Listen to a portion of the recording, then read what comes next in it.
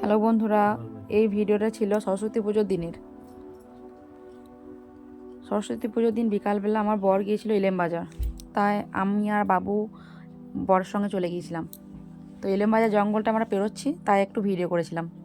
তোমরা দেখে বলো, ইলেম বাজার জঙ্গলটা আগেও এরকম ছিল না কি? আমি তো এই প্রথমবার দেখলাম। তা চলো যাওয়া যাক।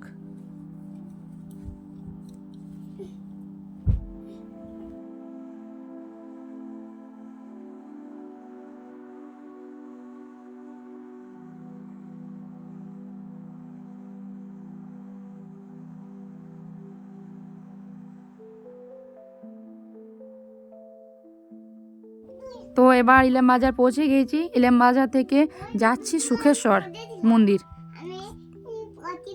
তো সুখেশ্বরে ভোলে বাবার মন্দিরের ভিতরেই করেছে সরস্বতী ঠাকুর, আর প্যান্ডেলটা করেছে একদম অসাধারণ। আর সরস্বতী ঠাকুরটা একদম কিউট। তো তোমরা দেখো, তোমাদের কেমন লাগছে সেটা জানাও।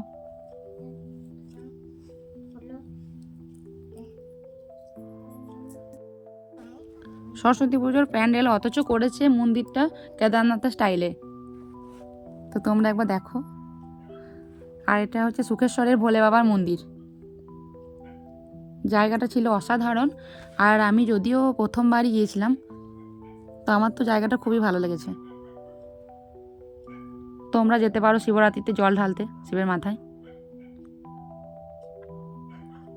আর এইখানটার ভিতরে না অনেকগুলো মন্দির আছে একসঙ্গে।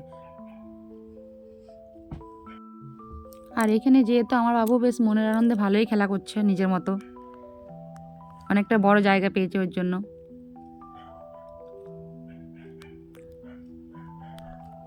এই দেখো, আমি একবার চলে এসেছি। তো এই মন্দির থেকে বেরোনোর পর আমরা খেয়ে নিয়েছিলাম গরম গরম সিঙ্গাড়া আর চাটনি। তো এই ভিডিওটা এবার এখানেই শেষ করা যাক। আবার দেখা হবে অন্য কোনো ভিডিও নিয়ে। Bye, tata.